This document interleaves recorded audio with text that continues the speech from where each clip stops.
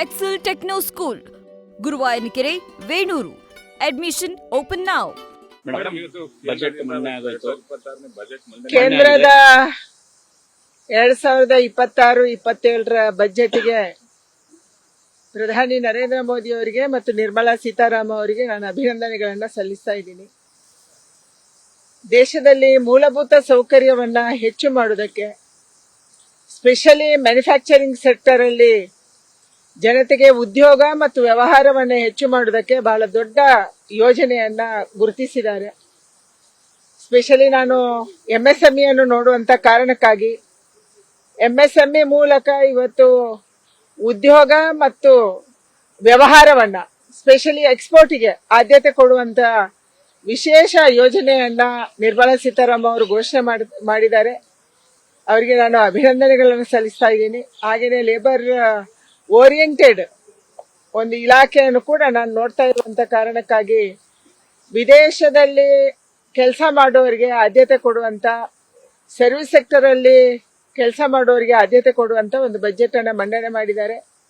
Specially ಹೆಣ್ಮಕ್ಳಿಗೆ, ಅದು self help group ಅಲ್ಲಿ ಕೆಲಸ ಮಾಡ್ತಾ ಇವತ್ತು ಲಖಪತಿ ದೀದಿ ಆಗಿರುವಂತವರಿಗೆ ಅವರನ್ನ ಮ್ಯಾನುಫ್ಯಾಕ್ಚರಿಂಗ್ ಸೆಕ್ಟರ್ಗೆ ತರೋದಕ್ಕೆ, ಅವರನ್ನ MSMEಗಳಾಗಿ ಪರಿವರ್ತನೆ ಮಾಡೋದಕ್ಕೆ ಮತ್ತು ಎಲ್ಲ ಹೆಣ್ಮಕ್ಳಿಗೆ ಸ್ಪೆಷಲಿ ಪ್ರತಿಯೊಂದು ಜಿಲ್ಲೆಯಲ್ಲಿ ಒಂದು ಹಾಸ್ಟೆಲ್ ನಿರ್ಮಾಣದ ಮೂಲಕ ಅವರಂತ ಕೆಲಸವನ್ನ ಈ ಬಜೆಟ್ ನಲ್ಲಿ ಮಾಡಲಾಗಿದೆ.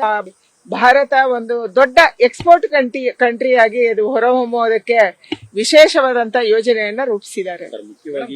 ಕರ್ನಾಟಕಕ್ಕೆ ನಿರೀಕ್ಷೆಗಳಿತ್ತು, ಅದ್ಯಾವುದು ನಿರೀಕ್ಷೆಗಳು ಕರ್ನಾಟಕಕ್ಕೆ ಇದೆಲ್ಲವನ್ನ ಬಜೆಟ್ ಅಲ್ಲಿ ಯಾವುದೇ ರಾಜ್ಯದ್ದು ವಿಶೇಷವಾಗಿ ಘೋಷಣೆ ಆಗಿಲ್ಲ. ಮತ್ತೆ ಇದನ್ನ ವಿಸ್ತೃತವಾಗಿ ನಾವು ಬಜೆಟ್ ಅನ್ನು ಓದಬೇಕಾಗಿದೆ. ಬಜೆಟಿನ ಒಳಗೆ ಏನಿದೆ, ಯಾವ್ಯಾವ ಇಲಾಖೆಗೆ ಯಾವ್ಯಾವ ಇಲಾಖೆಯ ಮೂಲಕ ಆಯಾ ರಾಜ್ಯಗಳಿಗೆ ಏನು ಸಿಕ್ಕಿದೆ ಅನ್ನುವಂಥದ್ದನ್ನು ಇವತ್ತು ನೋಡಬೇಕಾಗಿದೆ. ಇಡೀ ದೇಶದ ಒಟ್ಟಾರೆ ಬಜೆಟ್ ಅನ್ನ ಅವರು ಮಂಡನೆ ಮಾಡಿದ್ದಾರೆ.